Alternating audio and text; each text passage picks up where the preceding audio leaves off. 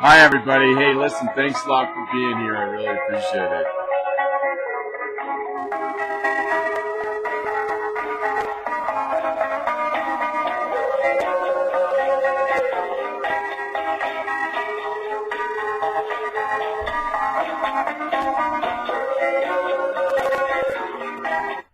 All right, everybody, welcome back. My name is Daniel Gray. I am the Trailer Park Prophet, broadcasting live from Crestone, Colorado. We had a major snowstorm the last couple of nights. There must be at least 1.5 to 2 feet of snow out there on the ground in Crestone, Colorado. The big mountain, Mount Crestone, which is a 14er, which is just right over there, is still under cloud cover.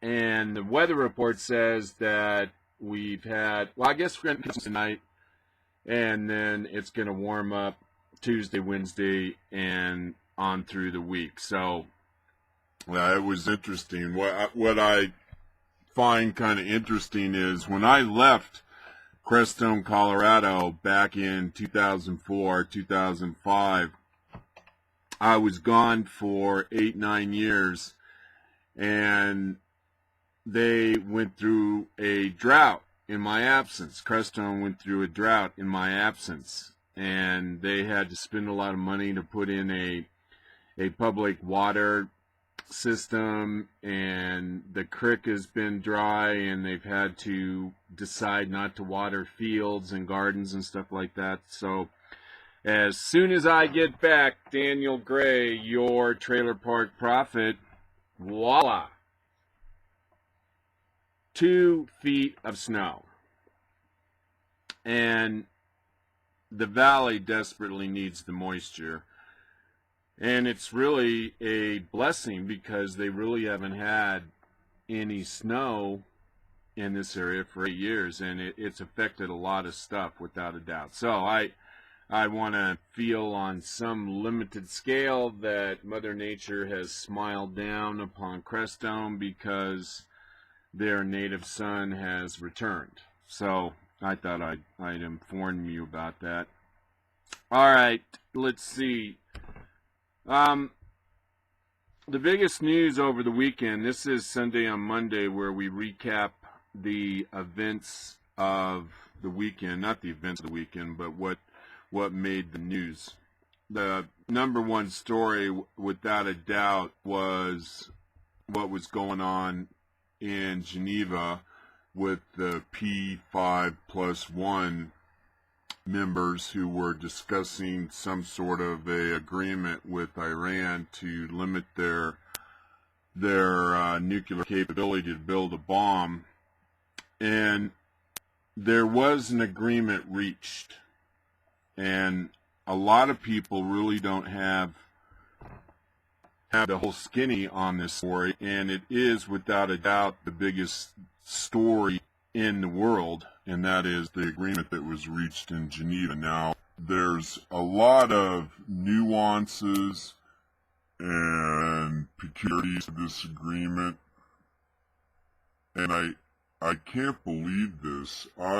I was given an advance copy of a report on what happened in Geneva over the weekend, and I was asked not to release the information until after 11, and I'm not going to tell you who I got this from, but he asked me, or he told me, he said that he got this information from a good friend at the Council on Foreign Relations, and this is probably the most in-depth account of what happened in that weekend or what happened in the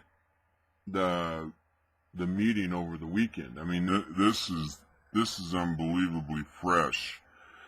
And it says here, according to the text of the agreement called the Joint Plan of Action, and again, this is an agreement between the U.S. and the P+5, and the P+5, if I remember correctly, are the U.S., Spain, France, Germany, China, and Russia. It's the P5+1. And like I said, they were meeting in Geneva a couple weeks ago, and their staffs have been left behind to work out some kind of agreement between the world community and Iran.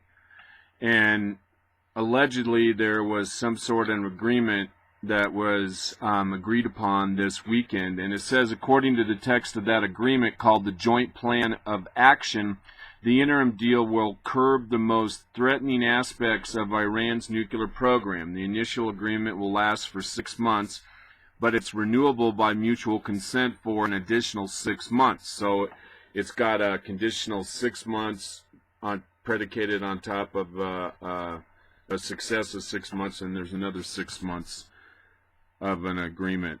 But the initial agreement will last for 6 months, but it's renewable by mutual consent from the additional, or for an additional 6 months, during which time the sides are to reach a deal on the end state of Iran's program.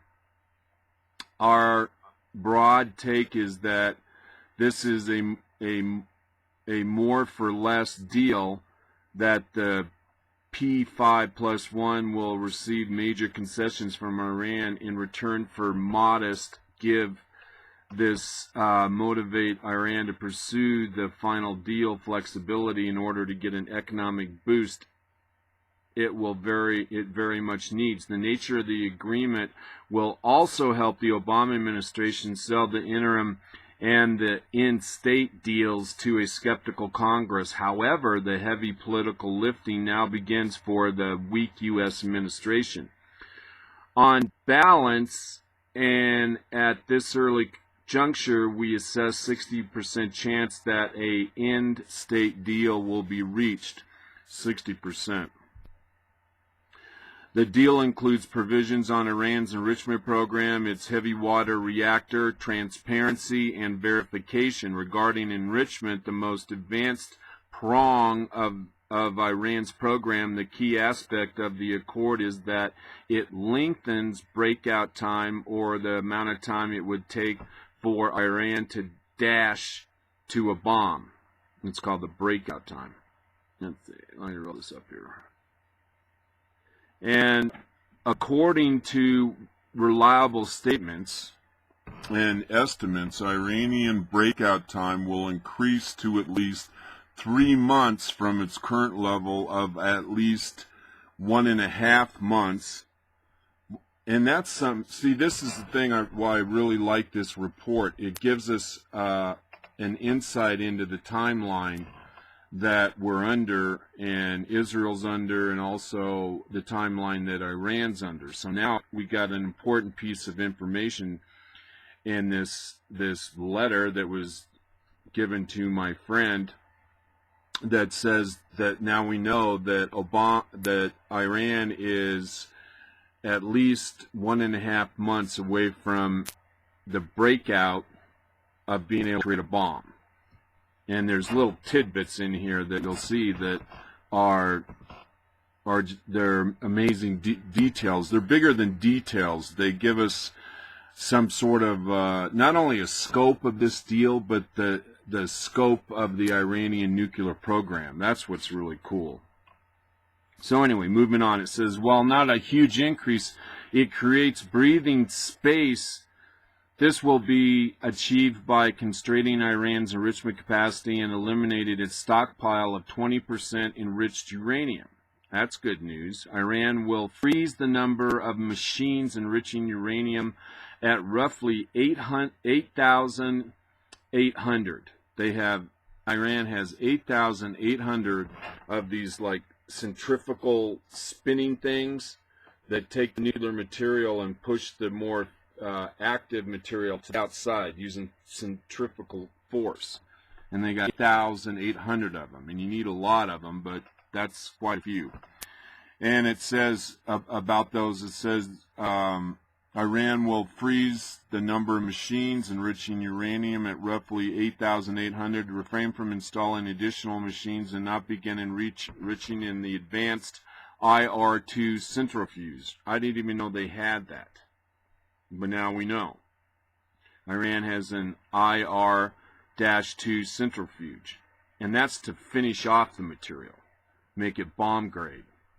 Iran will also make its stockpile of 20% material unsuitable for further enrichment. In addition, Iran will essentially stop work at the Arak heavy water reactor, which is a major win. Israel would find even very initial operation of Arak intolerable. The U.S. also won unexpected robust inspection rights for the IAEA, which is the International Monitoring Agency that monitors all the nuclear activities across the planet.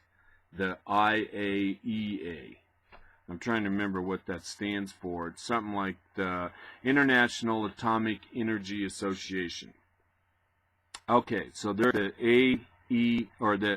IAEA now is going to be allowed to go into Iran for robust inspections, including daily as opposed to currently weekly inspections of the Arak and the Fordo enrichment facilities. This makes an attempted breakout more undetectable. The IAEA will also have managed access to centrifuge assembly and production facilities and better information about access to the Iraq site. Also, the deal sets up a joint commission to monitor implementation and look into possible military dimensions of Iran's program. Though no details are available on the latter function, in return, Iran will receive modest sanction relief. Now, let's see if you agree that these are moderate. Moderate. Let's see,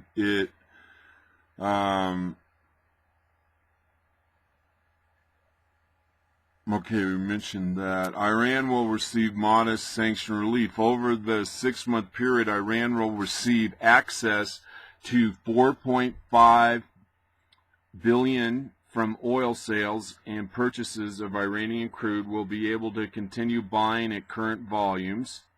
I think they meant to say selling, but see, that's been one of the economic sanctions that the world community has put on Iran, is that they haven't been able to sell their oil, and that means that Iran's government is strapped for cash to run government programs, except Iran always finds money to run their nuclear arms programs. So people like I was talking about on Friday were the ones that are getting hurt in Iran. Iranian civil aviation will have access to repairs and inspections, and the West will not impose new sanctions during a 6-month period. And I didn't know that. See, that was one of the sanctions on Iran, that members from Boeing or other aircraft companies weren't allowed to work on Iranian planes. Let's see here. The sanction relief is not major. Iran loses about $5 billion per month in oil revenues because of the sanctions, or $30 billion over a 6-month period. The relief amounts to roughly 20% of the oil losses. And I don't know, is that a big deal or not? I mean, it is a deal, if nothing else.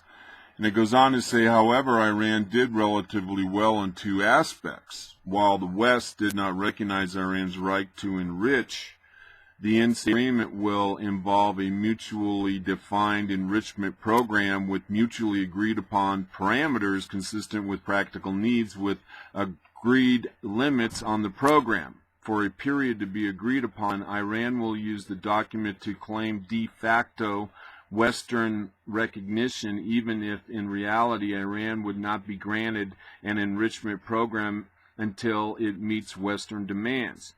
And somewhat surprisingly, for oil sales to current customers, the U.S. and the EU will suspend sanctions on associated insurance and transportation services. This borders on amending core sanctions and will draw fire from opponents in this deal. Looking ahead, In talks on the end state, the sides will need to resolve much tougher issues. The length of time during which Iran's program will be constrained and what those restraints will be must be decided. During the 6-month period, the parties will need to design a very complex sequence of mutual concessions, including repeal of core oil and financial sanctions, and that will be difficult. In the final agreement, the West will need to have great confidence Iran cannot acquire a bomb, and related that Iran does not have covert facilities. The end-state agreement will likely be complex and take time to implement, which strongly suggests that 1.5 million barrels per day of Iranian crude that sanctions have removed from the market will not return quickly. Significant opposition to the interim deal and the demands for a tough final status deal will arise primarily from the U.S. Congress, which means that Congress is going to have to improve the final agreement because it deals with various treaties that the U.S. Congress has agreed to and passed through Congress. So that's how this stuff is kind of entwined. Like it said, and significant opposition in the interim deal for the demands for a tough final status deal will arise primarily from Congress, but also from Israel and Saudi Arabia. In addition, Iranian policy may veer in ways that undermine the final agreement. That's why, and we're going to go into this a little deeper, but there's a lot of skepticism whether or not this deal is a good deal and if it can be implemented because of that, like, you know, the 2 stages and then the final stage. There's a lot of what if in here. It's not much of an agreement, really, in my mind.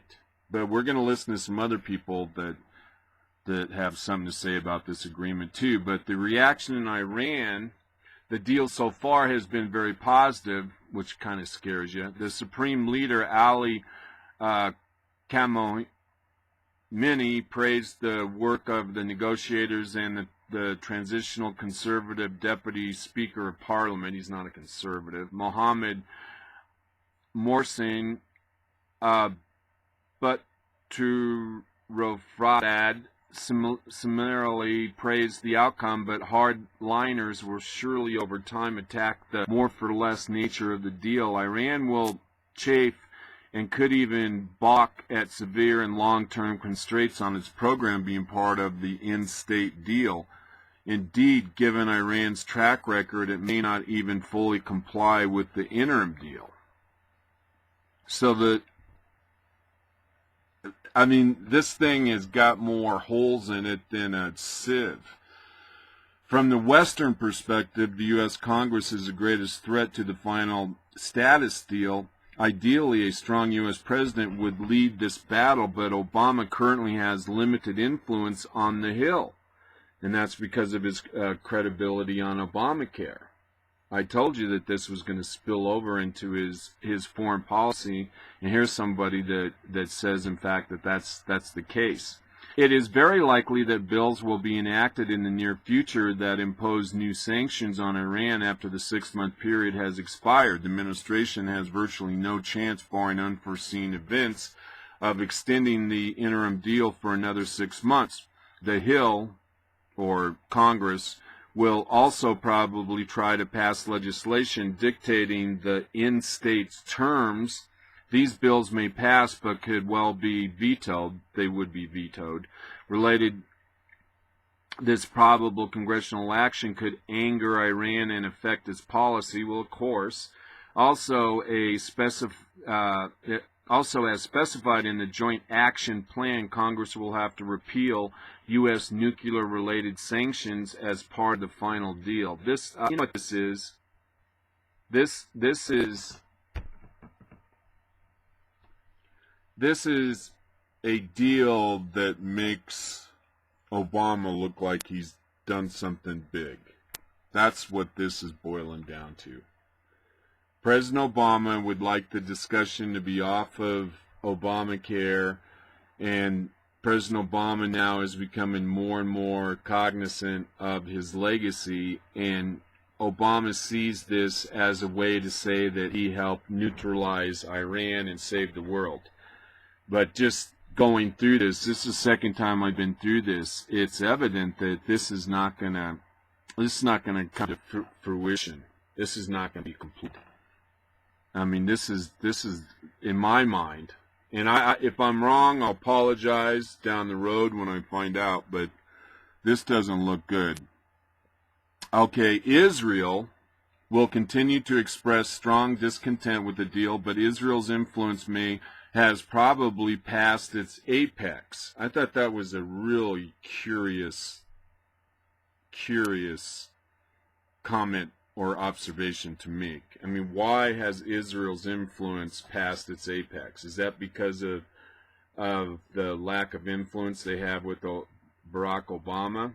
I don't know, but it's something this guy who's on the inside slipped in there, and when I read this, all these lights went off. It goes on to say the Prime Minister Benjamin Netanyahu again criticized the deal on the 24th of November, and he will pressure Congress to implement harsh in-state conditions and new sanctions after 6 months, the first period. But if Netanyahu continues his rhetoric at its current pitch, he risks a serious rift with the Obama administration. He would be directly undermining a potentially signature achievement of this administration. Yep, see? That's what I'm talking about. And, in the U.S. view, increasing the chance of military conflict. Moreover, based on the country reports received by the office, we believe that even most of the Prime Minister's conservative colleagues are prepared to accept the solution that leaves Iran with some enrichment capacity, which means Netanyahu probably can't maintain domestic support for his, and I don't know why they use this word,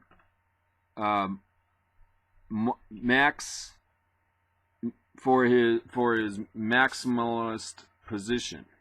Finally, on Israel, the chance of Israel strikes during the period of the interim agreement drops to virtually zero. See, which for me doesn't sound good either. Although I actually kind of think that's a misstatement too. Israel is on their own timeline. They're going to do whatever's best for Israel. They don't have another chance. They really don't. So I'm not sure that this comment says, finally in Israel, the chance of Israel strikes during the period of interim agreement drops to virtually zero. I don't know about that. But, now that I think about this for a moment, this could be a reason, if they do act within this first interim period and then second interim period, if Israel does attack during that time period, then the Obama administration could say, okay, Israel, you're on your own. We're not going to help you defang Iran because you operated militarily during this, in essence, ceasefire. See, this is a bad deal for Israel.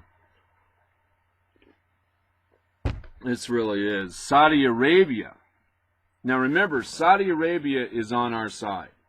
The Arab governments in the Middle East are on the side of the U.S. and Israel. A lot of people don't understand that.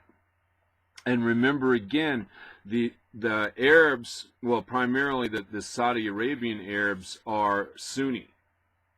They're Sunni Muslim. Saudi Arabia and most of the Arabs.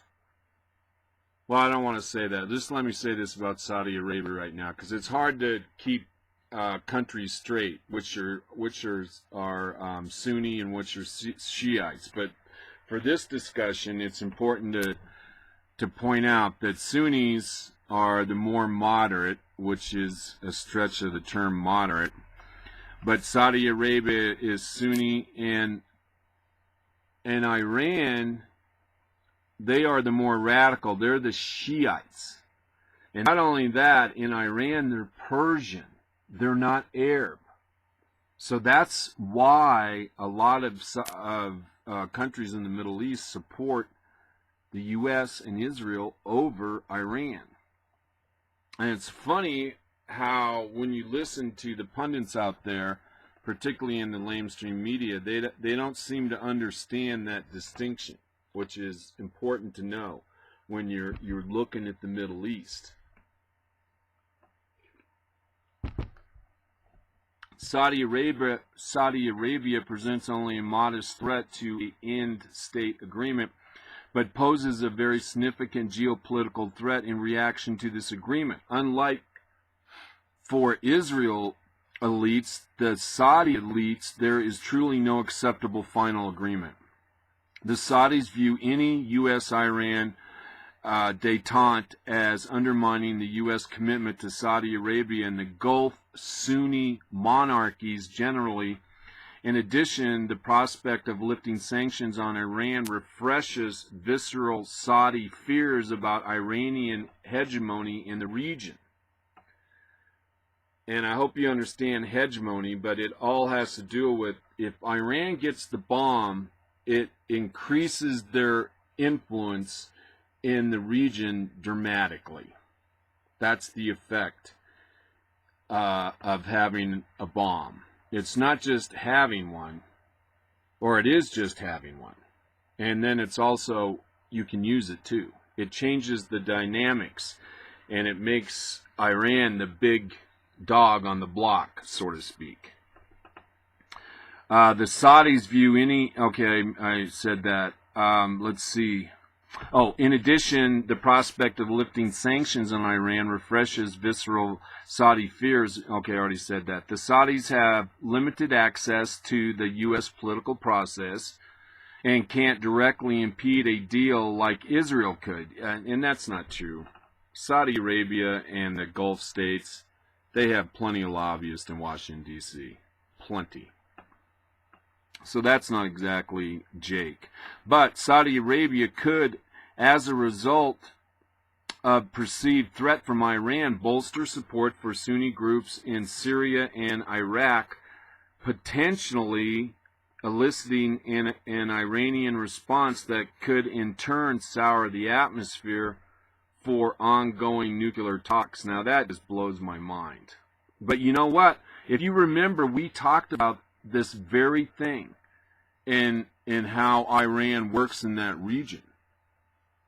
Iran funds a lot of terrorist organizations in the Middle East, and they keep them funded and actively agitating various governments around the Middle East.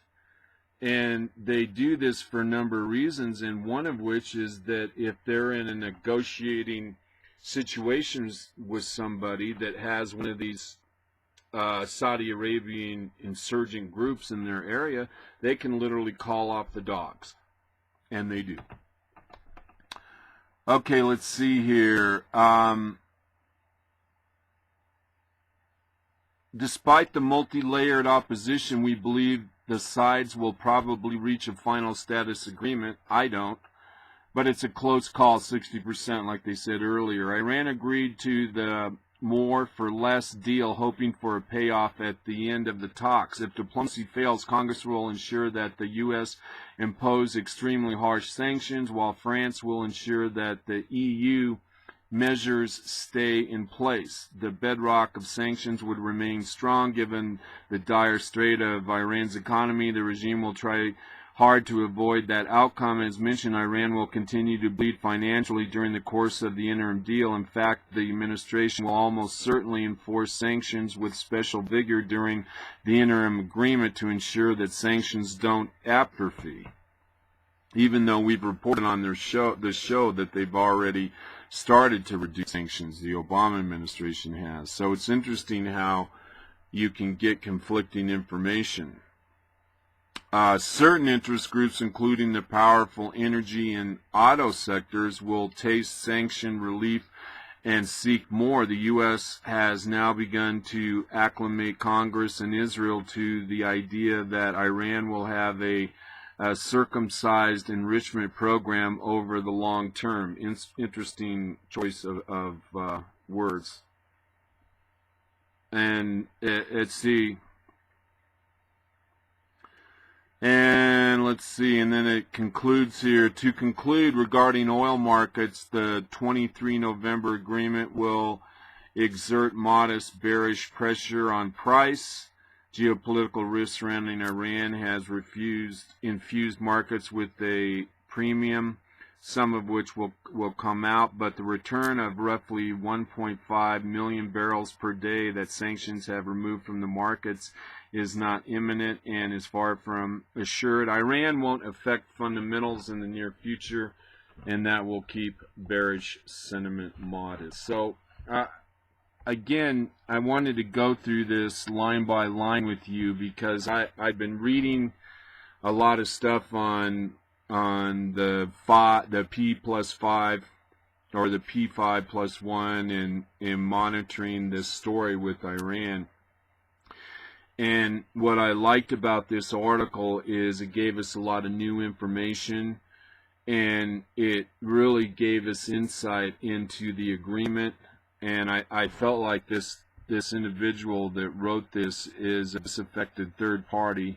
Like I said, this individual, he is someone, let's see, who did he work for again? At any rate, he's placed someplace in Washington, D.C. and has access to this information. So I now you've been given what I think is a fairly non-biased opinion of what happened with these P5+1 negotiations with Iran, and you'll have to decide for yourself whether or not you believe what you're going to hear in the ensuing weeks from the president and other people out there in the public square. Okay, I found this. We're going to change gears for a little bit. We're going to come back to this issue. We're going to come back because this, like I said, is the most important issue facing the planet, Janet. But I found something here that I thought was really interesting, and I wanted to share with you. I did a report on this a while back, and it was about a new book that was written by Mark Halperin and John Hellerman. And let's see, their book was published November 4th. The new book on the 2012 presidential campaign claims that President Barack Obama told aides that he is really good at killing people. And we had this story on good authorities, so we went with the story. Now there is actually a YouTube video out there, and this one individual is one of the guys that wrote the book, and he talks about this situation with the president and his staff, hearing the president actually say he's really good at killing people. And remember, too, back during the campaign, the 2012 campaign, we did a report on how President Obama, he leaked this report that every Tuesday President Obama would have a meeting with his Security Council or certain members of his Security Council, and that they would decide, or the president actually would decide, who would get hit with a drone strike that week. And the staff would actually present the president with 8.5 by 11 sheets of paper with pictures of the guy and all the stuff that he's purported to have done. And most of these, of course, are terrorists. And President Obama would shuffle through the papers and decide who got killed that week. And that story was leaked to the press. And we imagine the reason that got leaked to the press is because Obama wanted people to think that he's a tough guy and on top of terrorism. But it was interesting that it was a leaked story, and it isn't really the kind of story that you'd want to have leaked out there. You know, you think of all the times you heard about how Guantanamo was used as a recruiting tool for Al-Qaeda. Well, don't you think the president shuffling through cards of radical Islamists and him deciding who lives and who dies, you don't think that's not a recruiting tool for Al-Qaeda? But at any rate. Okay, so let's go ahead and listen to this video. It's entitled, Really Good at Killing People. out by Mark Halpern and John Heilemann. They had written a book about the 2008 campaign. This is about 2012 campaign. It's called Double Down Game Change 2012. It's got a lot of revelations. As the most important is President Obama's line. Apparently, he told his aides that he's now, quote, really good at killing people. Now, that's in reference to the drone program. That's a little disturbing, given that that's not true in a couple of different ways. It's not true, which I'll get to in a second. But now, did he really say it? Can you really take these guys as face value? Look, Mark Halpern is an establishment hack extraordinaire. So if you take what he says with a grain of salt, I hear you, brother. Right? But look at the non-denial that the White House puts out. Dan Pfeiffer says on ABC This Week, the president is always frustrated about leaks. I haven't talked to him about this book. I haven't read it. He hasn't read it. But he hates leaks. In other words, there's no denial whatsoever that the president said that. Just saying, we don't like it when you leak that he said that. Why don't they like that? Well, of course, he seems incredibly callous. Because the reality is, he is incredibly callous about how drone strikes have been used. Now, let me show you what they've actually done. The Bureau of Investigative Journalism has noted this is just in Pakistan. There's also drone strikes in Yemen. This is the best they could do in counting in this area. They have killed between 2,528 people to 3,648. Now, among those, and this is a very conservative estimate because you've got to prove after they have been killed that they were civilians. Otherwise, the military and the United States government considers them, by definition, if they're military-age males, which is almost all adult males, to be terrorists unless proven otherwise. So in that conservative estimate, 416 to 948 civilians killed. Now, if you're really good at killing people, did you mean to kill those civilians? Or maybe your statement isn't very good or very true. You're not very good at killing people. You often kill civilians. But the reality is, no matter how you take that statement, its core and why the White House is mad about it is the most important thing, which is this indifferent attitude towards killing these people. Now, if you have an indifferent attitude towards killing Osama bin Laden, I think a lot of people might understand that.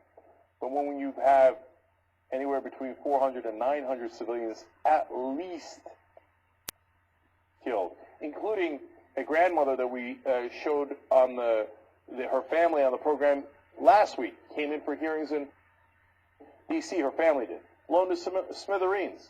Her grandson saw it with his own eyes, along with 18 other civilians. Oops, we killed them. So are you really good at killing people? Maybe you think, yeah, I am. I kill these people all the time. I don't give a damn if they're civilians or not, but I'm good at killing. Well, that is not a pretty thing to brag about. And if you remember, President Obama had said in a May speech at the National Defense University, when he talked about how he's going to actually scale down the program, he said, let us remember that the terrorists we are after target civilians, and the death toll from their acts of terrorism against Muslims dwarfs any estimate of civilian casualties from drone strikes. You know what that sounds like to me? Sounds like a third grader telling his mom, they did it first, and they do it worse than I do. Did you know I'm really good at it, though?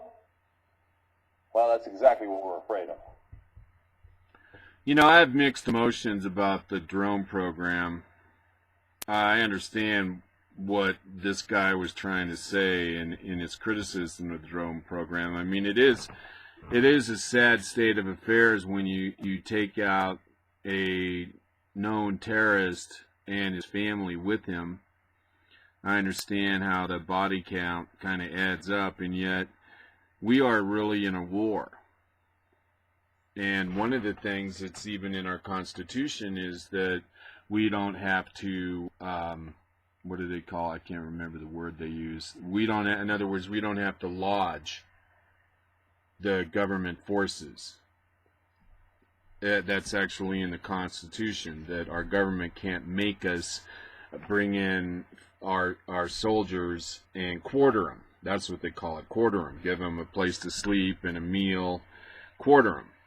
That citizens can't be forced to do that. And that's from the time of the war with England, and when we first started to break away from England, because the British troops would come into a town looking for American rebels, freedom fighters, and they would just barge into somebody's house and force them to feed them and allow them to sleep in their beds.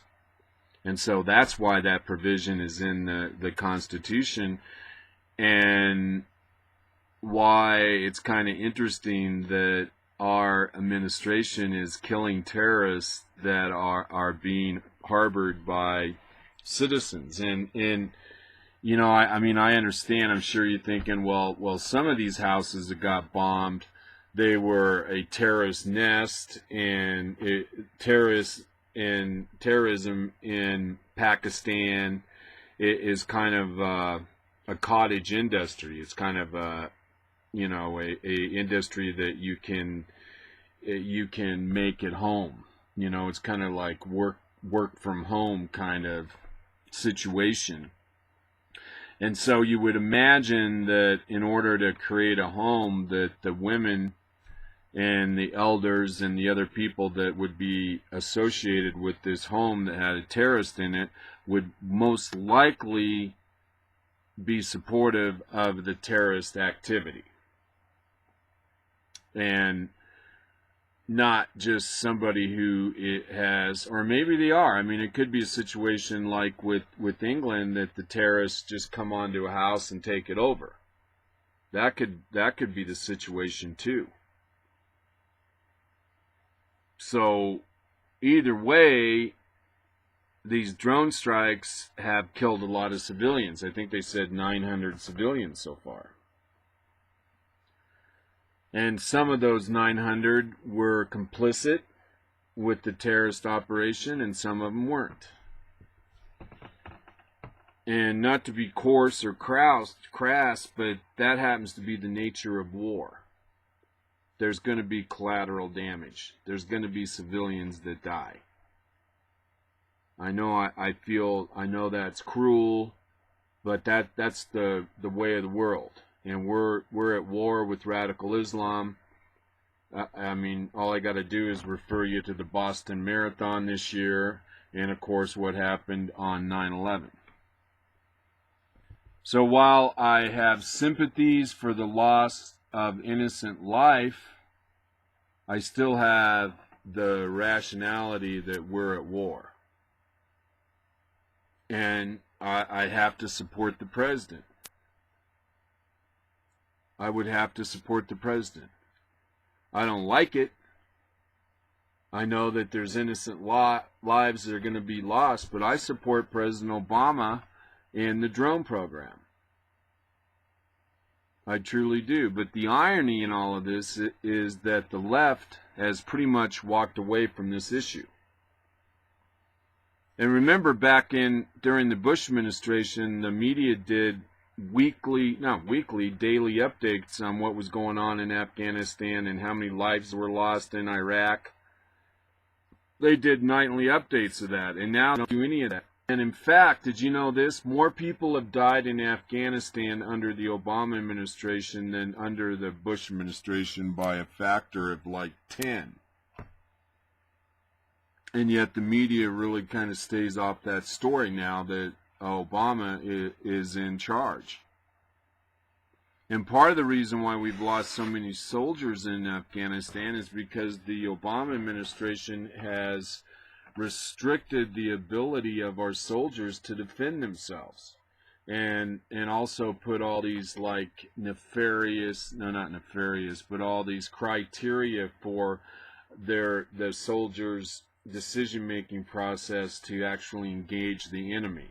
Now the soldier has to ask for permission to shoot, and they can't engage the enemy if the situation isn't exactly pristine, where you can sort out the enemy from pedestrians and all of that sort of thing.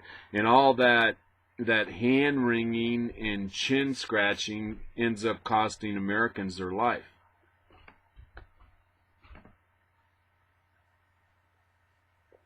But I'm not sure this president really cares, to be quite frank with you. All right, moving on. In case you didn't know, my name is Daniel Gray. I am the Trailer Park Prophet, and we're broadcasting live from Crestone, Colorado. This is Sunday on Monday, where we try to recap the events of the weekend. Let's see. Well, this is kind of a different story. We'll do this. I'm kind of in a different mood today. I thank you for being patient about reading that letter. But it was from the Council on Foreign Relations, so, not very often do we get first-hand information, particularly if you're a citizen journalist, and we got that first-hand information, and it's better information that's on the TV and better information than what's on the internet as of right now, and it was really neat. I'm glad. I wanted to have it's fun to have an exclusive, and it's fun to be ahead of the curve, particularly on such a big story. And I want to thank my friend. I know you're listening out there, buddy. Thanks a lot for giving me that information and giving me that tip so I could use it on the Trailer Park Prophet Show. Now, this story comes from NPR News, and it talks about these ladies that were involved with testing aircraft some 65 years ago during the World War I or during World War II.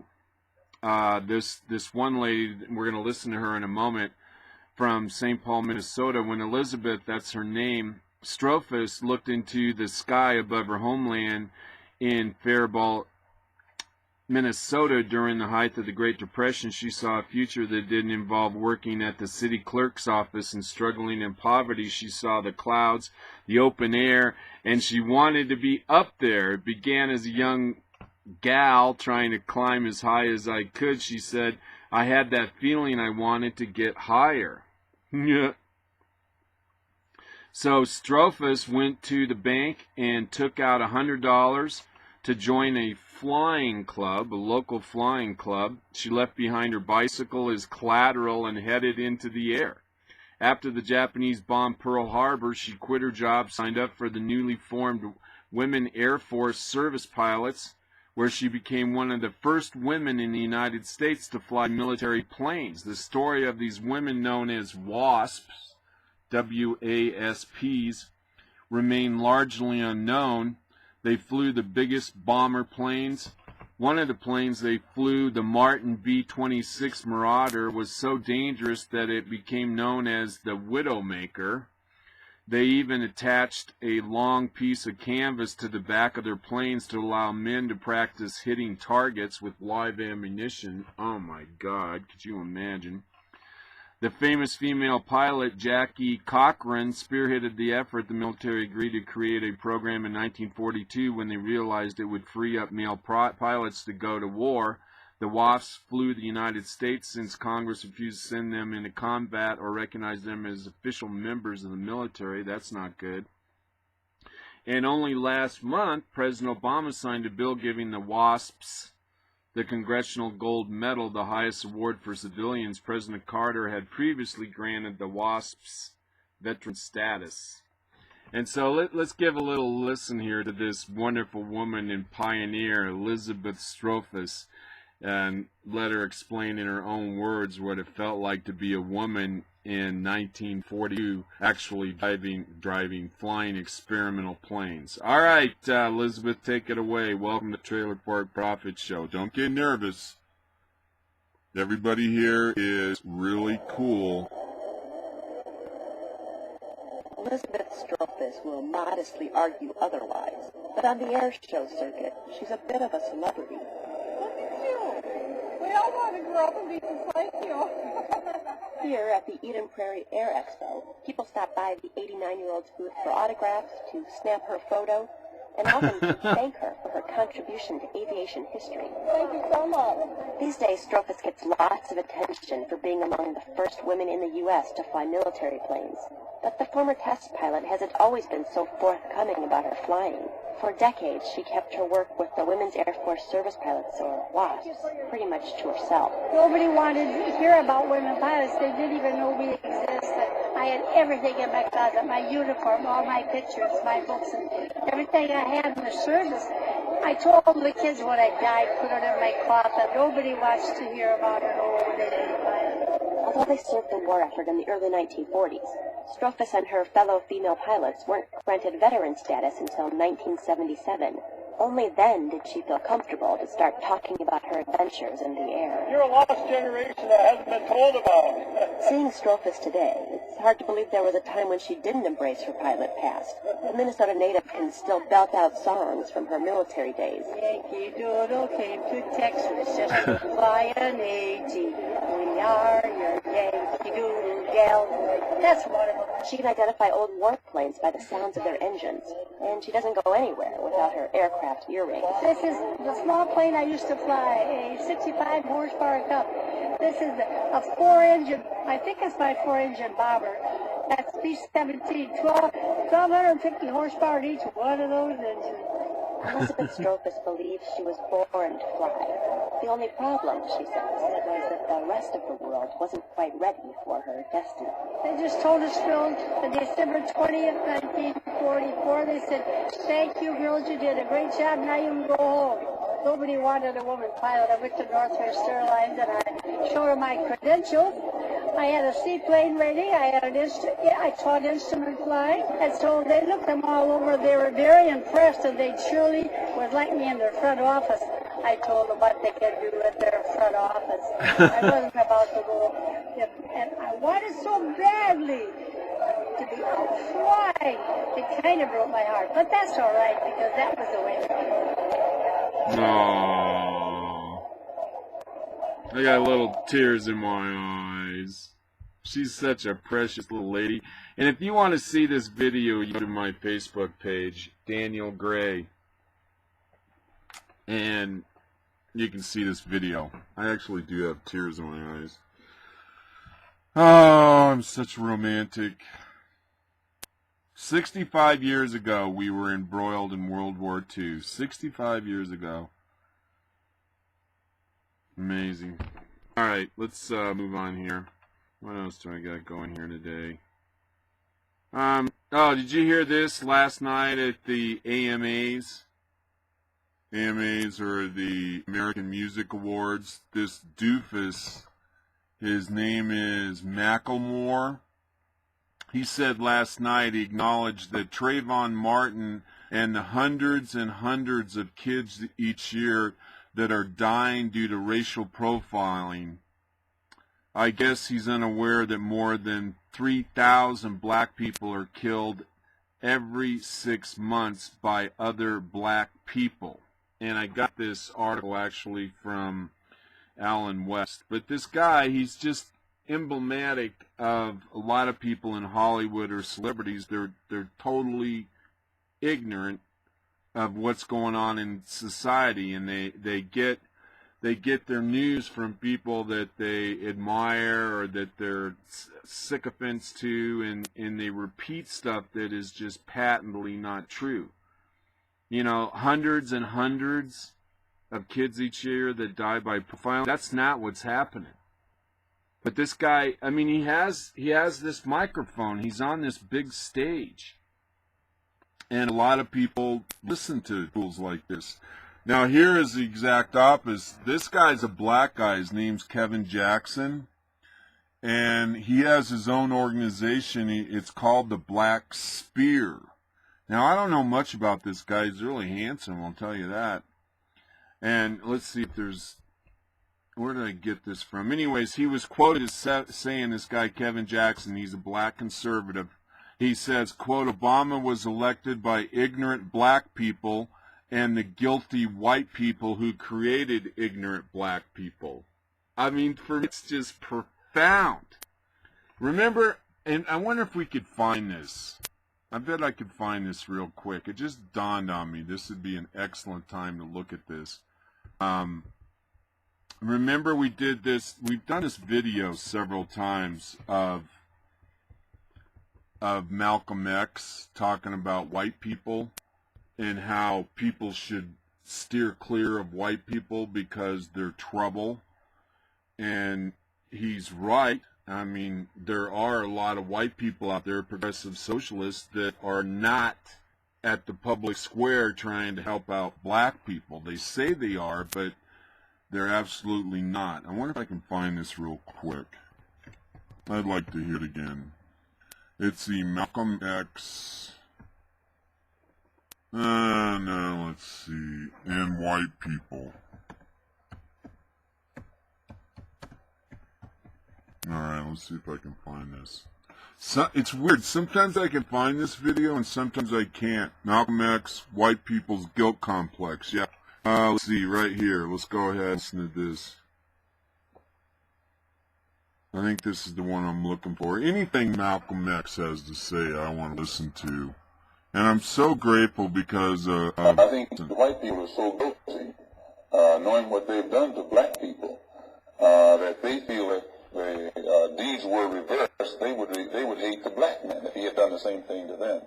So it's actually it reflects a guilt complex on the part of whites when they ask us, do we hate them? And if you notice, Uncle Sam has formed a habit of going all over the world. He calls it the ugly American or the American image. He thinks that everybody hates him because it's a guilt complex. And if you think that if you are worried about Europeans hating you, and they're your allies and your cousins, well, naturally it would follow for you to think that Negroes in this country would hate you, especially in light of what has been done to black people in this country by white people. We don't teach hate. Mr. Muhammad teaches the truth, and he teaches that our people should unite among ourselves and try and solve our own problems instead of trying to force ourselves upon whites and blame them for our plight. The problem isn't personal, and it's not individual. Our problem is collective. And just as Negroes suffer collectively from the collective attitude of white people in this country, you can't approach it on an individual basis. And this is where whites make their mistakes today. You should ask the Negroes who are being bitten by dogs after professing love for white people. If you notice, they accuse Mr. Muhammad of teaching hate. Well, Martin Luther King teaches Negroes to love all white people, no matter what they do to you, and the same whites whom he teaches Negroes to love stick dogs on him, stick dogs on their children, dogs on their women, and dogs on their babies. So I think it's very hypocritical on the part of whites to accuse Mr. Muhammad of a hate teacher because he says separation, and he stick dogs on Martin Luther King, who is teaching integration. It means that no matter what the Negro does, he is not going to get along with whites. So I think that Mr. Muhammad's whole philosophy is more intelligent than Mr. King's. And what's important to note about Malcolm X is he was at one point, and the point of this video, he was a Muslim. And you got to understand the trajectory of Malcolm X. He became a militant, and then he became a Muslim, and then he eventually rejected Islam, and then he got assassinated because he rejected Islam. And that speech obviously was the speech he gave when he was still a Muslim. And here, I believe this speech here was Malcolm X at Berkeley, and this was after that time. And I think this is the piece that I'm actually looking for, where Malcolm X talks about how silly it is that blacks trust whites, and mainly establishment whites. That's something to keep in mind as well. All right, Malcolm X, we are summoning you from planet Earth. You have the stage here, Mr. X. Ah!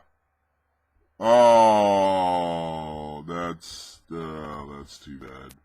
It says here an error occurred. Please try again. Darn it. Maybe it's in... Okay, darn it. Well, here's some here. This is kind of interesting. Malcolm X says Jews, Christians, and Muslim all believe in the same God. There's a lot of people that would very much disagree with that. I probably am a dead man already. And that's the other thing, too. After Malcolm X denounced Islam, he said right here, it says, I probably am a dead man already. I mean, they had firebombed his house. And let's see where Africans who were... Let's see if I can find this. You know, and here's an interesting video, too. I haven't seen this one in a while. He says that the white man brings drugs into Harlem, which I think probably is the case, and destroyed the fabric of the black community. All right, I can't see what I'm looking for. Well, that's just too bad. We're going to move on. I'll find that another time. But it's really a classic, and you can see it on YouTube. But Malcolm X basically is telling the black community, what are you doing following whites? Why would you follow white people after what white people did to our ancestors? But he talks about mainly the whites that are in the schools, the whites that run the local governments, and that those people are the ones that you should be afraid of, the ones that are closest to you. And what's happened during the progressive socialist movement... Oh, wait a minute. With no badge or no white skin or no white sheet or no white anything else. The police the same way. They put their club upside your head and then turn around and accuse you of attacking them. Every case of police brutality against a Negro follows the same pattern. They attack you, bust you all upside your mouth, and then take you to court and charge you with assault. What kind of democracy is that? What kind of freedom is that? What kind of social or political system is it when a black man has no voice in court, has nothing on his side other than what the white man chooses to give him? My brothers and sisters, we have to put a stop to this. And it will never be stopped until we stop it ourselves. They attack the victim, and then the criminal who attacked the victim accuses the victim of attacking him. This is American justice. This is American democracy. And those of you who are familiar with it know that in America, democracy is hypocrisy. Now, if I'm wrong, put me in jail. But if you can't prove that a democracy is not hypocrisy, then don't put your hands on me.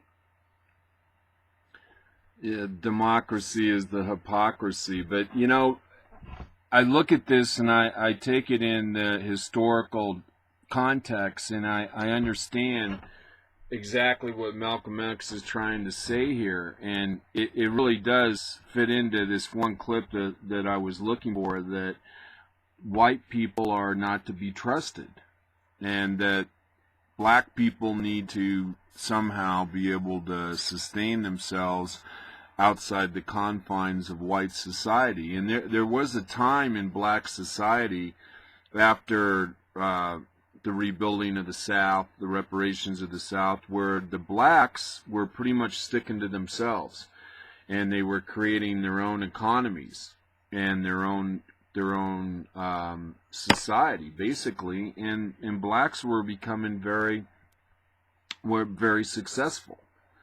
And it wasn't until later, when the whites saw the blacks as an economic opportunity, that the whites started after the black population again and started to get themselves back into their life. And one example that I think is interesting to tell, and that is the history of baseball and blacks. There was a time when the blacks had their own fields, their own teams, and they had their own black vendors and businesses, you know, that are associated with any big enterprise. In this case, black baseball was huge, and the athletes were making good money, and like I said, the business people were making money, and the blacks had their own social fabric.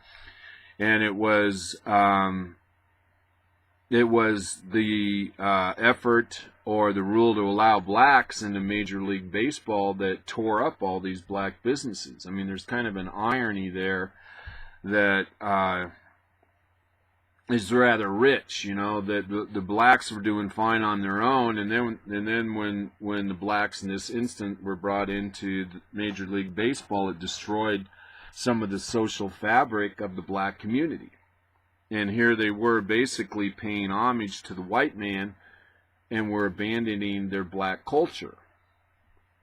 And I'm not trying to say that that's necessarily a good thing or a bad thing. I'm just suggesting that it is in fact a thing, and something that I would try to suggest that, you know, at least consider. It's something. It's food for thought. All right, I still don't see that article. Okay, we got to move on. Let's see, what time is it? 2:05. You're listening to Daniel Gray. I am the Trailer Park Prophet, broadcasting live from Crestone, Colorado, where we have roughly 1.5 feet of snow out there. Oh, okay, since we're on race, we spent a lot of time on race. Here's something I promised to bring to you 2 weeks ago, and I found something else to talk about, and I didn't get around to it. But we've had this guy on before. His name is Dr. Manning, and I just love this guy. He's a black preacher, and he has a wonderful voice. But he is very much a conservative. He's more of a modern conservative than Malcolm X, but you can kind of see the similarities. And this guy, Dr. Manning, he's a bare knuckles, no nonsense kind of guy. Did I mention that Dr. Manning is black? In case I didn't, he's black. And we're going to listen to Dr. Manning. This is entitled "A Call to Arms for White People of Truth." All right, Dr. Manning, thanks a lot for being here at the Trailer Park the Trailer Park Prophet Show. Take it away, Dr. Manning. Jesus, if Jesus returned. And so you can't say anything about him because he's partially alleged to the African American people. All right, start over, Doctor.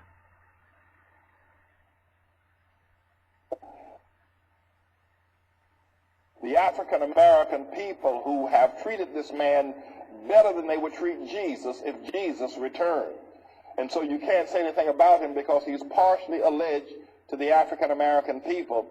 And you know, black people always walk around with a chip on their shoulder because they're black, daring anybody to say anything to them. And our society has been hijacked and kidnapped and pushed into a corner where no one can say anything publicly about black people. If you do, they call you a racist and a bigot. So the true thoughts and true dialogue between white folk and black folk cannot go forward because you cannot speak your mind or the truth without being called a racist if you say anything about the spirits of black folk, the habits of black folk, the spirit that black folk are full of, black men are full of abandonment, they're full of murder, they're full of robbery, and they're full of violence. Now, that is not to say that all black men are, but 70% of them are. 70% of them desert their children. 70% of them don't marry the mothers that they father children through. 1.2 million of them are in prison. And this has nothing to do with white folk or slavery. So we can't have a true and meaningful dialogue about race in this nation, because if you say anything against black folk, you will be drummed out of town and out of church. So here's what I want to say to you as we go forward to fight this battle. The first thing we're going to have to do, you're going to have to do what I'm doing. You got to stand up and not be worried about popular opinion of what people say about you or what people think about you. Black people got a chip on their shoulder. If you want to knock it off, knock it off. Knock that chip right off their shoulders. I mean, they knock chips off of everybody else's shoulder. I mean, what is fair is fair. we've got to get rid of what I have referred to as affirmative black social affirmative action, the way we have to walk around eggshells, the way white people have to walk on eggshells around black people, on the job, in the church, and every place else. If you're white, you have to walk on white eggshells so that you don't offend these black people that wear their racism on their shoulder, their blackness on the shoulder, and they wear slavery on their sleeves. This has got to stop. It is hurting the black race. It is destroying the white race, and it's pulverizing our nation in terms of its relation, and we working together united to be able to make for a greater nation and even a greater church to give God the glory. I say unto you, stop, white people, stop walking on eggshells around black people. I mean, who are they anyway that you got to be so careful about everything you say, everything you do, every place you go, and every turnaround you got to hear slavery. Every other moment you got to hear something about slavery, or you got to hear something about police brutality. I mean, it just needs to stop. And black folk are not going to stop lapping this up and pushing you into a corner and bribing you and making you act like a misfit while you're around them and having you so glad that you're no longer in their presence. When you finally leave work or wherever else you are with them, you can finally relax and be yourself. This has got to stop because it's destroying black people. It is giving them a false sense of security, making them think that they don't have to do anything to better their lives, that you are the cause of everything that's going wrong with them. Now, if you white folk are tired, if you're sick and tired of hearing black folk blame you for everything that's wrong with them, stop acting like you are wrong. You are the blame. You are the reason for everything that's wrong with black folk. You're not. So stop acting like it. Knock them chips off of those black folks' shoulders and knock that slavery off of their sleeves. And can an amen and a boom shakalaka go right there?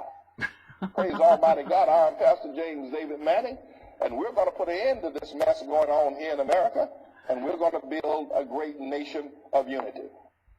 I love Dr. Manning, man. What a cool dude.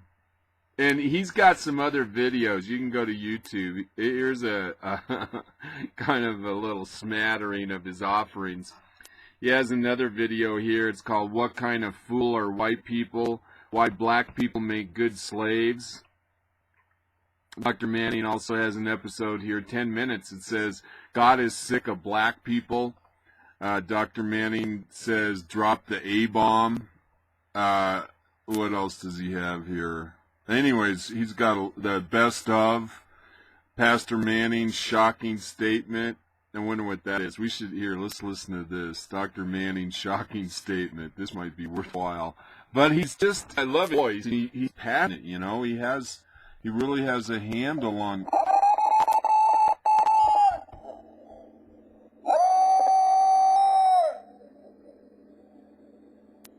God's sake, we can solve the problems in Haiti, Rwanda, Harlem, Oakland, Detroit, South Central Los Angeles, but we must take.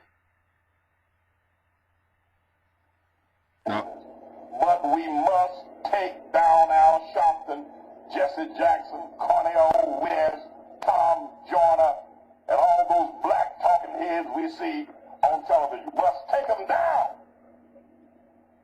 and they must be taken out after due process and diligent court trials, executed for their crimes against God and against the black people. Now, I sure as hell can't say stuff like that, but Reverend Manning sure can, and he does. He is a firebrand. I mean, here's another one of his videos. Al Nappy-Headed Ho, Sharpton. Oh, my God, he also does this. I forgot about this. I mentioned this the other day, that President Obama has a lot of gay detractors out there, and one of them is this guy named Larry Sinclair, and he's actually on the Dr. Manning show. Now, Larry Sinclair says that he's a rich gay guy, this Larry Sinclair. He says he came to Chicago, and he rented a limousine for the time that he was going to be in Chicago, and he called over his limousine, and he got in his limousine in Chicago, and he told the limousine driver that he was gay and that he wanted some cocaine and a male escort. And Larry Sinclair swears and actually wrote a book that says that the prostitute that the limo driver got for him was Barack Obama, and that Barack Obama actually went and took the limousine over to where Barack was able to buy some cocaine. And Larry Sinclair says that he and Barack Obama snorted coke together, and that Barack Obama sucked Larry Sinclair's dick. You heard me right. That's exactly what Larry Sinclair says.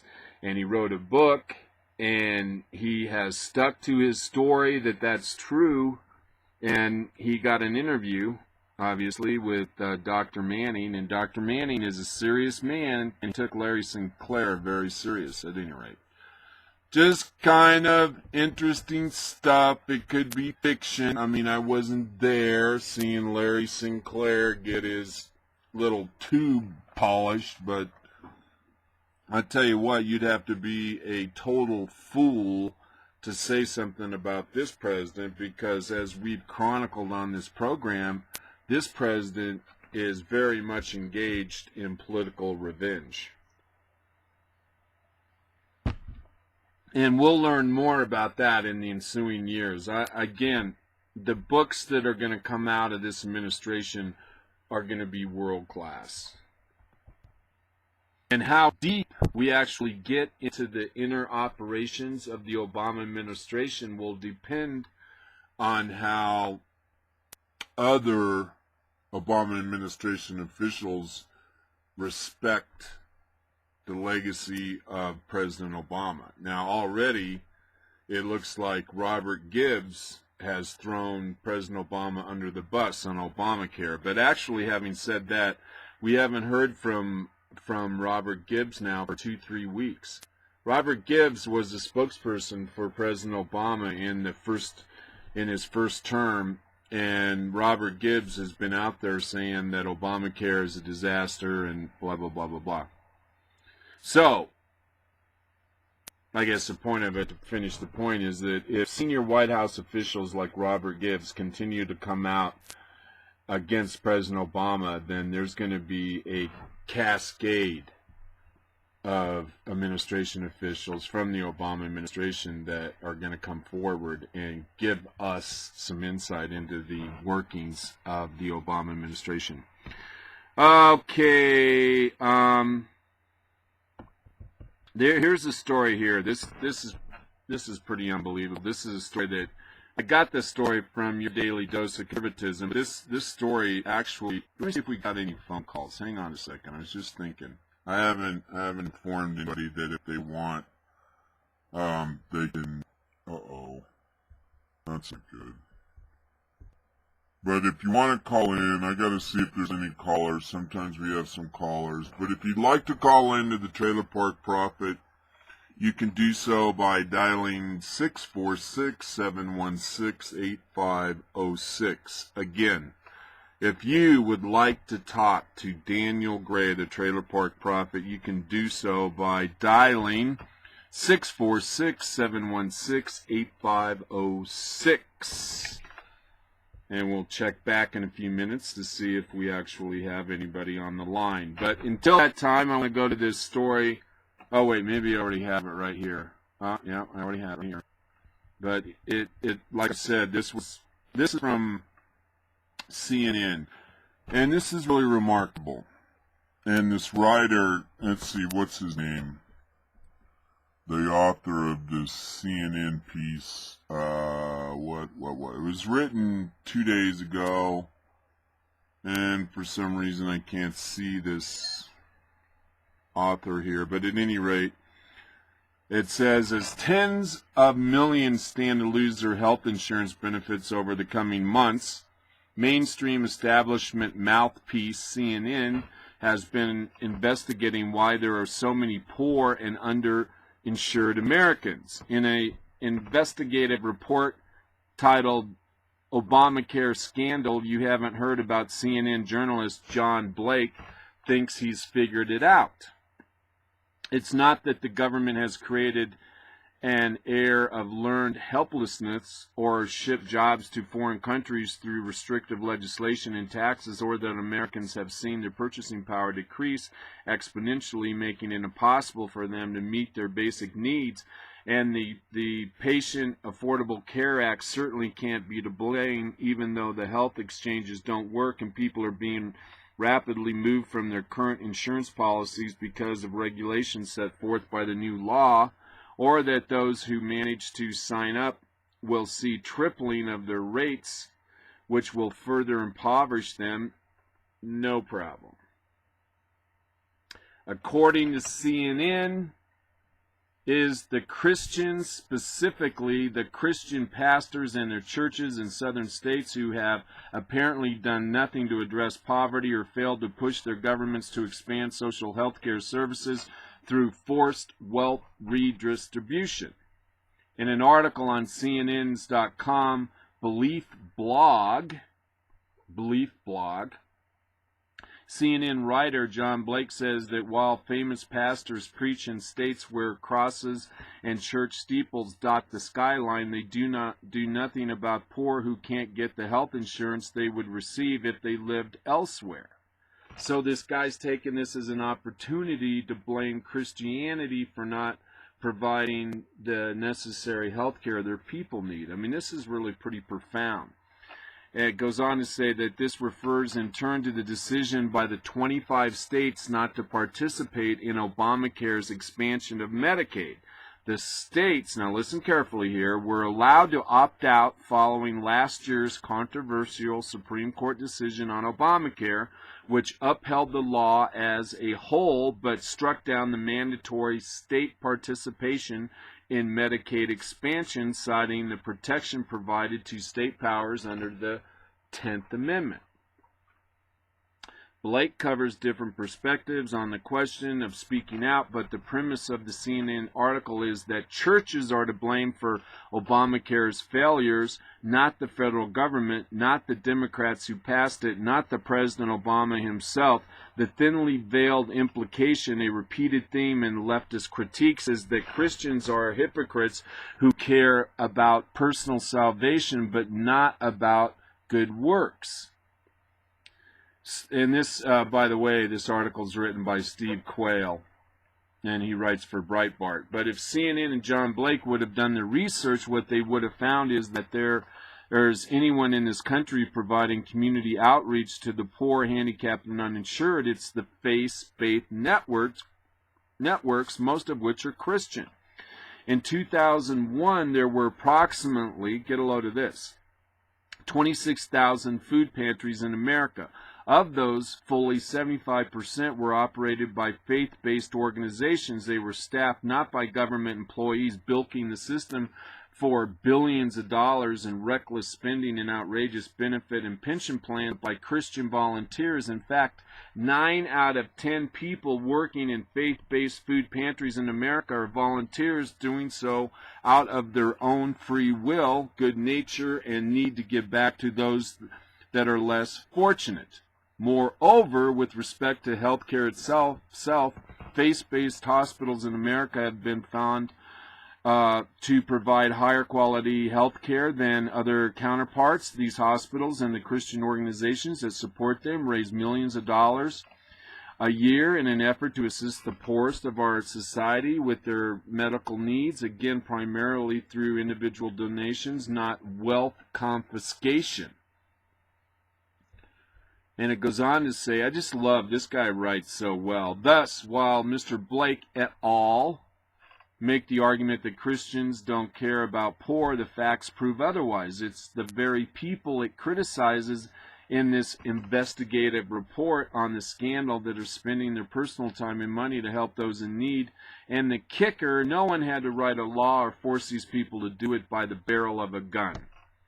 They do it because they care, not because they were mandated to do so. Moreover, they don't forcibly take the funds needed to operate these outreach programs from others. They get them in the form of private donation from hundreds of thousands of other Christians across America who want to make a difference any way they can. Which I wanted to remind you that in Islam, that you cannot give money to any organization or person other than a Muslim.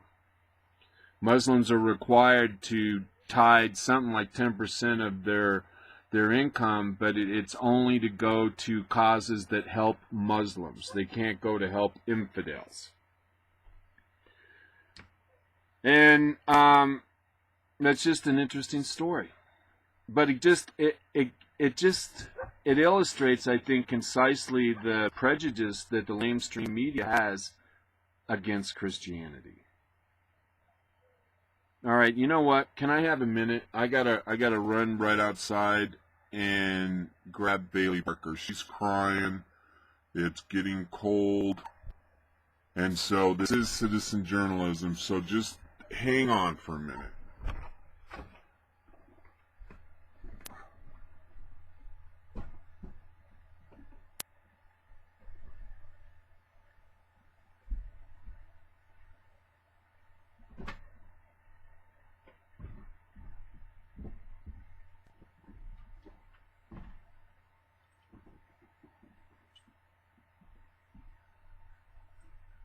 You got it. Go on. Go on. Go on.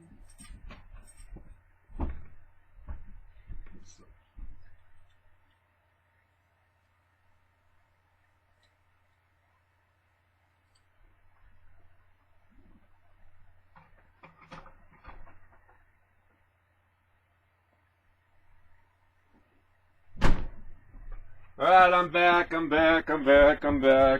Like I said, we have 2 foot of snow outside, and Bailey's been out there for several hours, and I think finally she got a little cold, because it looks like the sun is being covered up by the clouds, so my little girl's getting a little cold, and I have to take care of my little girl. Otherwise, I'd have to do the story here and listen to her cry, and of course I don't want to do that. I have a real disturbing story in front of me, and it comes from Live Leak. I don't really know who these people are. They got a really nice website, and let's see, I guess I don't really want to look at this. I wanted to give you a little more information, but I'm not about to look at this video. But this is allegedly a situation of a Saudi family. They have a Ethiopian maid, their Ethiopian maid, hanging from a hook. And this video is a video of this Saudi family beating this Ethiopian maid. And it's just absolutely disgusting. And I'm not about to look at it, because I don't want those images in my mind, but there is a picture here, and it shows this Saudi family, and you can watch the video. If you think you can stomach it, you can go to my Facebook page, Daniel Gray, and you can scroll down and look for it. But this Saudi Arabian family hang this Ethiopian maid upside down from a hook and beat her to a bloody pulp. She is literally drenched in blood. And I'm going to continue bringing these stories to you, but in the internet age, we now know, because of the internet and the availability of cheap cameras to make this kind of information available, and you can be assured that as we live and breathe, there are people all across the Middle East that are being brutalized in this fashion. And it's all because of Islam. And Islam does not see women as equal citizens to men. Islam hates gays. They think little girls are sexual objects. And I hope the world starts to rise up. Oh, which reminds me, okay, here we're going to jump around. I want to do this story first. This is a story in reaction to the agreement that we talked about with the P5+1. And this actually comes from Alan West. And this is just a couple hours old. Alan West, he was a congressman from Southern Florida, and he's an excellent man. He's a black man, he's a conservative, he's an intellectual, he's a historian, he's a writer, he has a beautiful website, he's on the TV all the time. And this is what Alan West had to say today. He says, remember this Monday morning as it may end up being the, quote, peace in our time, end of quote, modern day Sir Neville Chamberlain moment. The reason we teach history is to avoid repeating its pitfalls, and this is why the liberal progressive concept of revisionist history is so dangerous. And in case you don't know, Sir Neville Chamberlain from England actually went and made a handshake agreement with Hitler that as long as Germany only took over Poland and some other countries, it'd be okay with Britain and the rest of the world community, and basically allow Germany to take over twice as much territory as they currently occupied. But it was this appeasement by Sir Neville Chamberlain that wound up allowing Nazi Germany to take over all of Europe. And that's the point that Alan West was trying to make, that John Kerry and Barack Obama are having another Sir Neville Chamberlain moment. Why are we so anxious to have a kumbaya moment with Iran? Iran is the #1 state sponsor of terrorism in the world. Hello? Why the country has a government agency that strategizes exploitation of its tactics. In every part of the world where there are Islamic terrorist activities, you'll probably find Iranian fingerprints. In October, we sadly remembered the 30th anniversary of the Beirut bombing, where 250 of our Marines, sailors, and soldiers were killed by Islamic terrorist truck bomb. The person who planned and oversaw the execution of that attack was General Hassan Dahagan, was appointed as the new Iranian defense minister back in August. And a few weeks ago, Iran was celebrating Death to American Day. We reported on that. Remembering the taking of our American embassy and over 400 days of detention of Americans.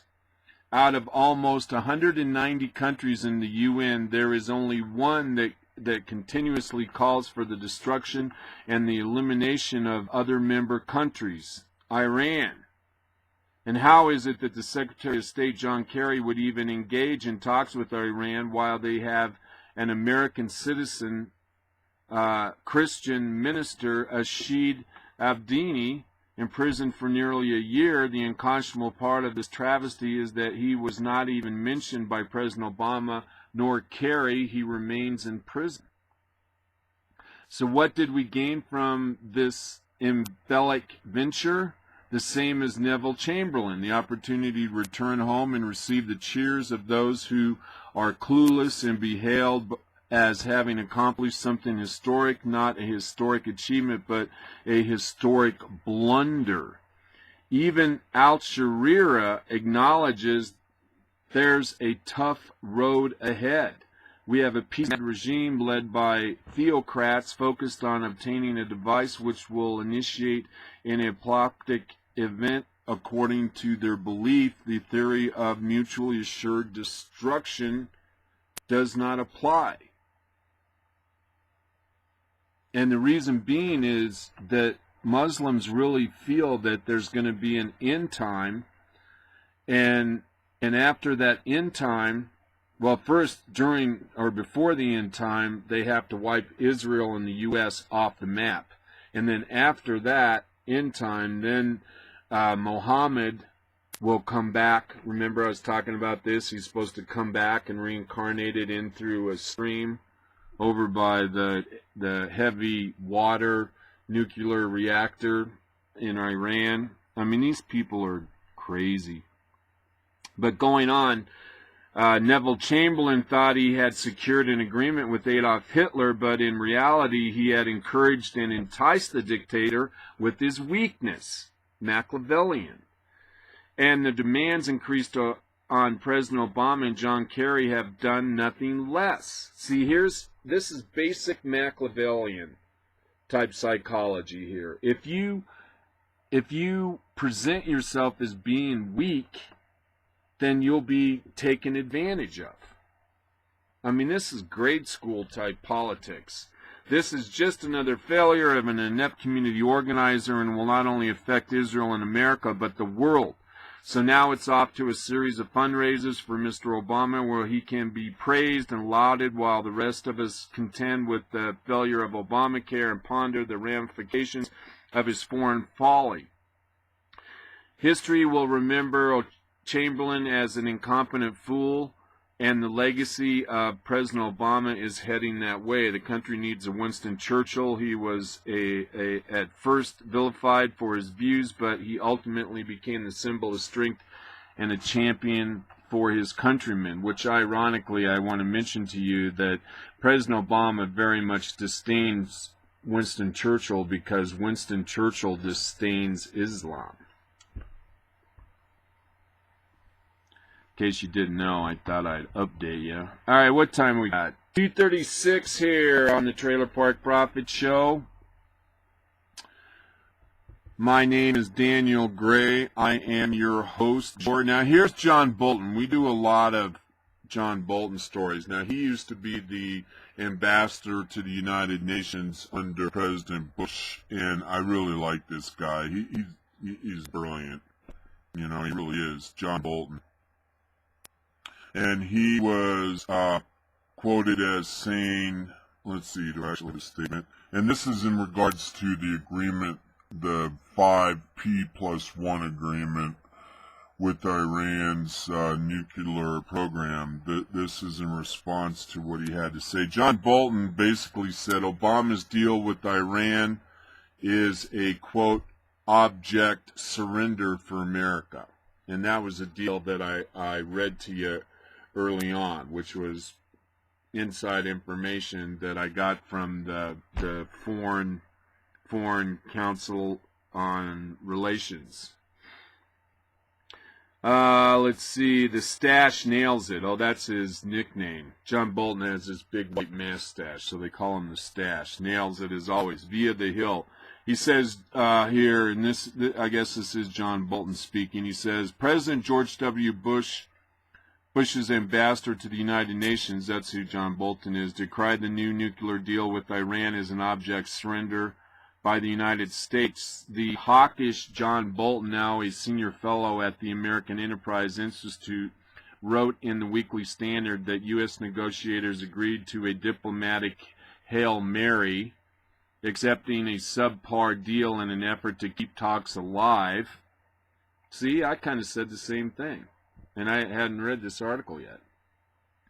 The inescapable conclusion, is John Bolton again, is that the White House actually did prefer a bad deal to a diplomatic process grinding to a halt, Bolton wrote. In particular, Bolton slammed the deal for not strictly prohibiting Iran from enriching uranium, a complaint some lawmakers have shared. He also criticized the deal, which includes limited relief for economic sanctions, as legitimizing Iran on the global scene and allowing Iran to buy time to further work on its nuclear weapons program in secret by opening the door to reviled sanctions.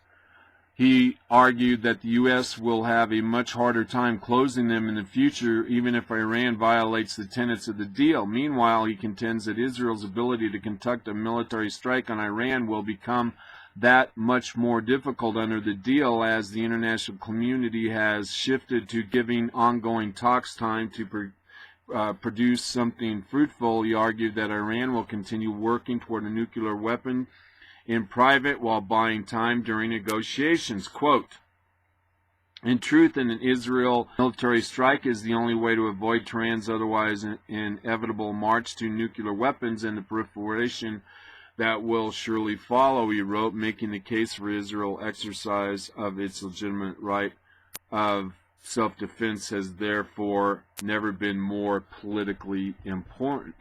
So, you know, I kind of have to pat myself on the head. I kind of came to the same conclusion as John Bolton by reading that letter that we were given privy to from my friend on Facebook. I mean, it's kind of cool. We're like cutting edge here at the Trailer Park Prophet. But basically, that deal is a bad deal because I mean, Bolton just summed it up. I mean, and I actually said the same thing, that this deal with Iran was more about having a deal for President Obama to run around and pat himself on the back, and that it really was not a good deal.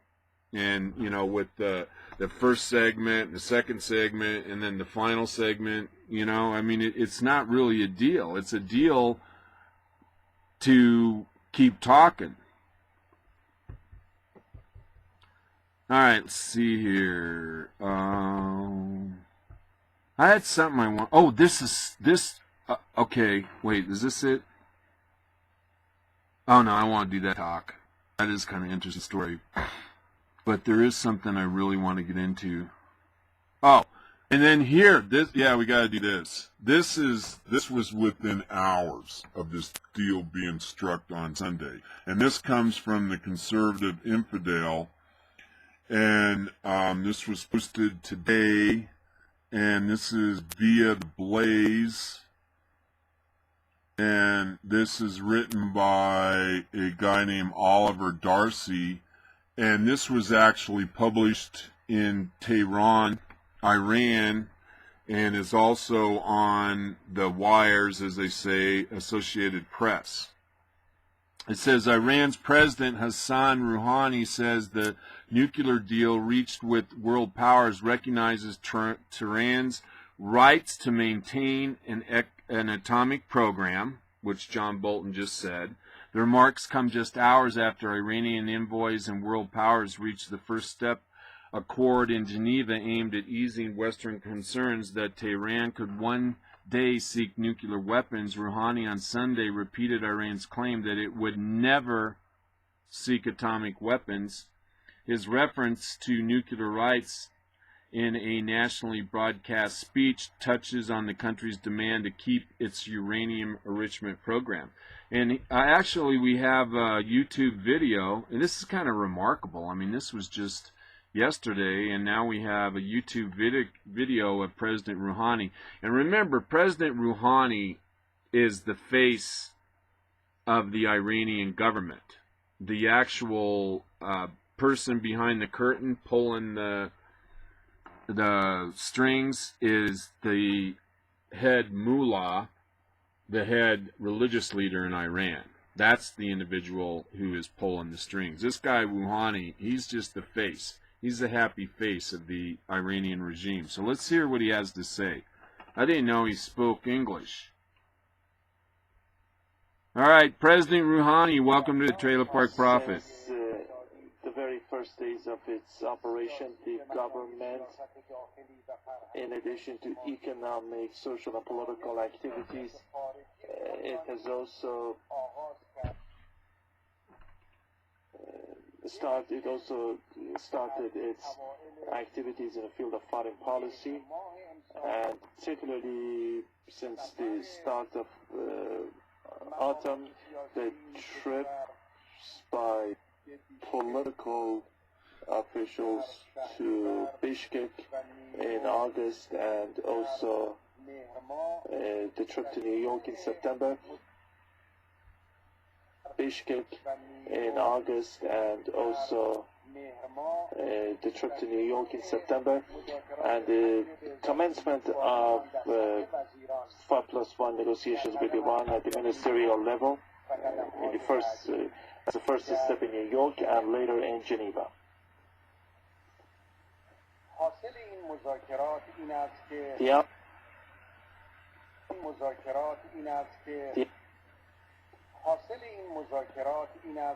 The outcome of these negotiations is that the 5+1, or in other words, the world powers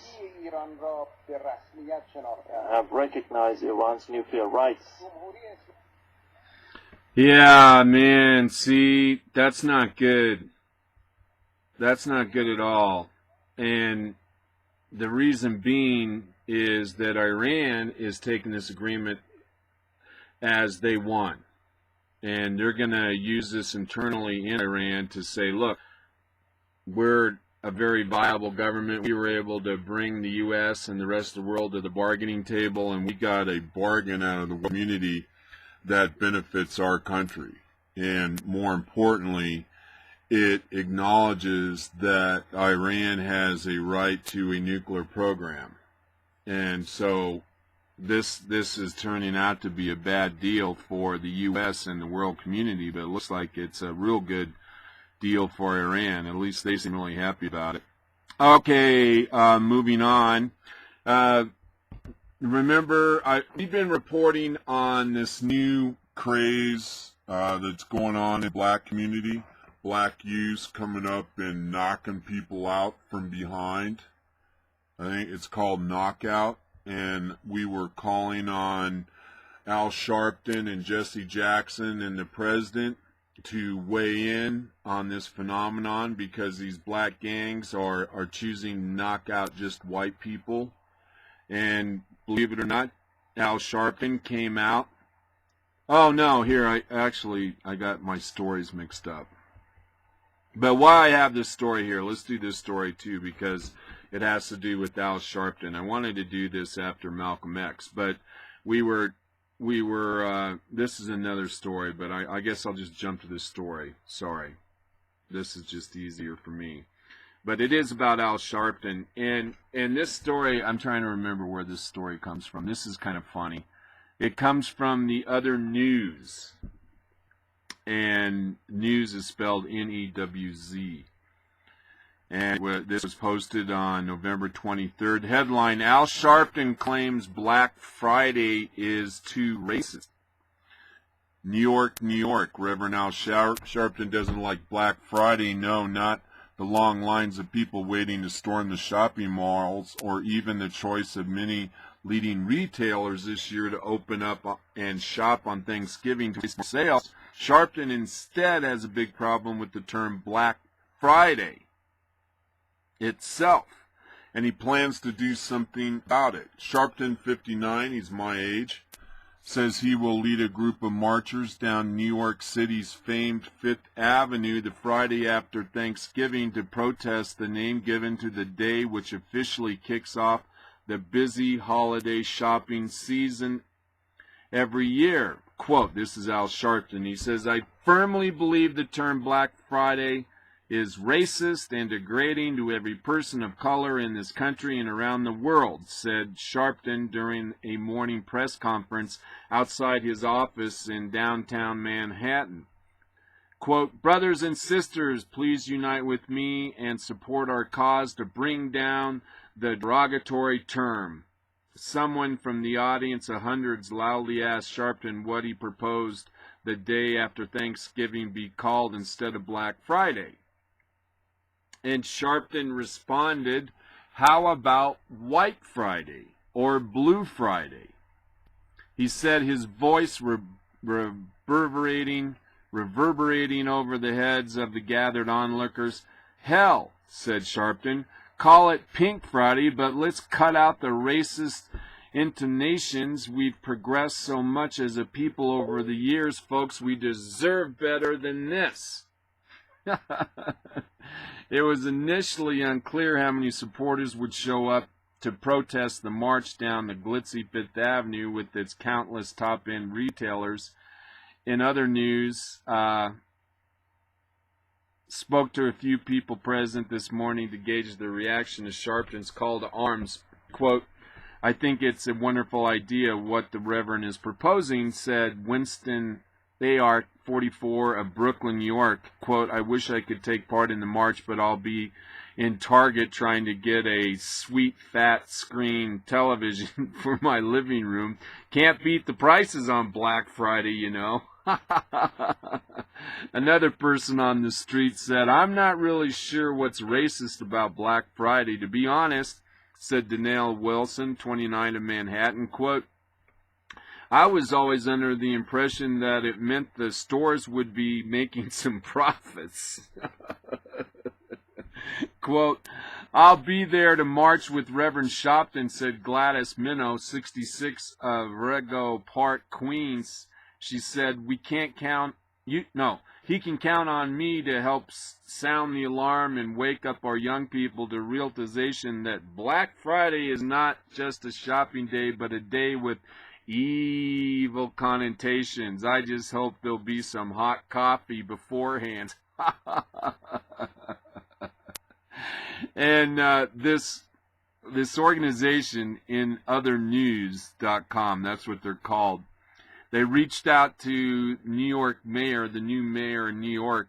I guess they went to the old mayor, the current mayor, Mike Bloomberg's office, for comment on the proposed march down Fifth Avenue. But we were told by city spokesman that the mayor will take the march under serious consideration. As always, a city-approved permit will be required to close down the normally congested street before the gathering supporters can begin demonstrating. Sharpton ended the press conference by raising his fist into the air and shouting, "Fight the power! Down with Black Friday! Fight the power! Down with Black Friday!" And, I wrote about this on my Facebook page, and basically, you know what I found interesting about Al Sharpton going against Black Friday is that he's not black, he's brown. And most people that call themselves black are really brown.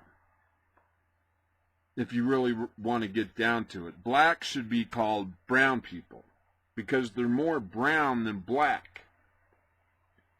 And in fact, within the black community, the really dark black people are prejudiced against by lighter skinned black people. That's a fact. And the only real true black people are now living in Africa, not living in the U.S. But that I think that this it just illustrates how the progressive socialist movement, they want to control how people think and what words they use. This is about control. And Al Sharpton is trying to stay relevant in the black community and relevant in the news community, and he actually sees this as an opportunity to elevate his stature. But I just think on the face of it, it's rather ridiculous because these people aren't black, they're brown. And what about whiteouts? Is that racial against Americans or whitewash or you know where I'm going with this. It's just profoundly ridiculous, and it's just fun to report on because it is so ridiculous. All right, I got to find this other story that I want to talk about, another Sharpton story, and I want to do that too.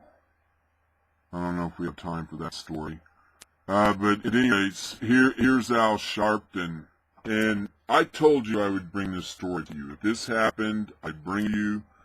And I've been calling on Al Sharpton and just to come forward and announce this knockout game that is really sweeping across the U.S. where these black gangs are going out and choosing to knock out unsuspecting white people. So Al Sharpton, to his credit, came out yesterday, and this article is written by P.M. Robertson, and it says, it truly is a red letter day when Al Sharpton actually comes out against the crimes committed by African American race upon another race during his weekly National Action Network meeting in Harlem.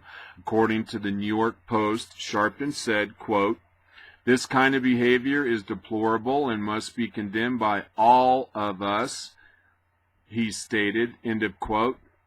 He went on to say, "We would not be silent if silent or in any way reluctant to confront it when it is coming from our own community. Kids are randomly knocking out people from another race, some specifically going at Jewish people," he said. This kind of insane thuggery, there is nothing cute about that. There is no gameplay about knocking somebody out. And it is not a game. It is an assault, and it's bias, and it's wrong. Sharpton plans to meet with black leaders on Monday to discuss their next move, though there were no indications as of Saturday that Sharpton planned to lead any marches against the knockout attacks. So we will see where this all goes. By my guess is that this is just another political move. And this is, okay, now here's the question I think that we should be asking ourselves. Is the knockout game a more serious issue than Black Friday? And shouldn't the knockout revelation merit some sort of a march? And I imagine this is creating quite a quandary in Sharpton's mind, causing him a little consternation if he actually does have a conscience, because I think he can see that this is kind of a test of his character, a test of Reverend Al Sharpton's character, because this knockout thing is serious. And the use of black in Black Friday is not serious. So we'll get to see how serious a man Al Sharpton is. And this is going to be interesting. We haven't heard from Jesse Jackson yet. We haven't heard from President Obama yet. But this is kind of a bellwether. Because as we reported on the Trailer Park Prophet Show, there have been a lot of cases of black youths participating in this knockout game. Good. I'm glad. Oh! And, okay, how much time? 3 minutes. Netanyahu slams Obama's historic mistake. We don't have time to go into that. I think we said enough about what's going on and with Iran and our dealing with them. I want to get to this story because it's just, this is a big news. In my mind, this is really big news. And this story, I've seen it 2 places, and you can see it on my Facebook page, Daniel Gray. This actual version is from the clashdaily.com. This actually was posted today, and it says, by popular demand, Angola authorities have taken preemptive action and decided to ban Muslim religion, which they consider a cult, not a religion. They see what Muslims are doing to Christians, especially in Africa, and are taking steps to prevent the same from happening in Angola. Now, if you're looking at the map of Africa, Angola is on the left side where the bulge is. In early October, the Muslims living in Luanda in the municipality of Vieira Zanga were shocked to see the minaret of their mosque dismantled into pieces on the ground without permission. On Thursday, the 3rd of October in the morning, the Angolan authorities decided to destroy the mosque, Zanga, located in urban district of Viana 17.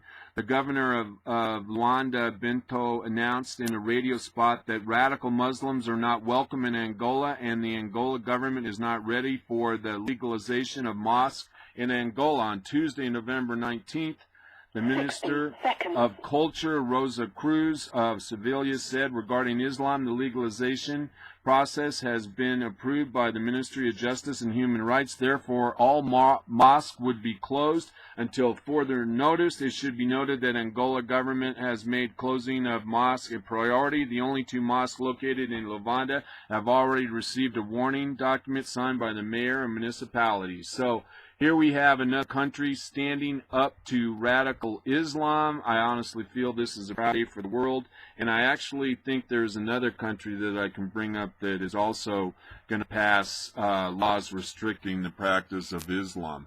All right, everybody, drizzle, drazzle, drizzle, draw, we'll see you on Wednesday for Hump Day with the Prophet. You know who loves you. The Prophet.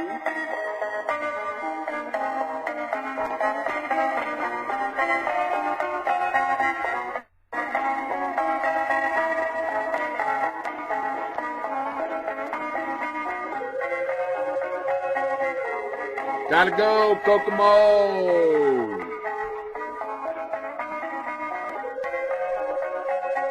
Adios, gringos.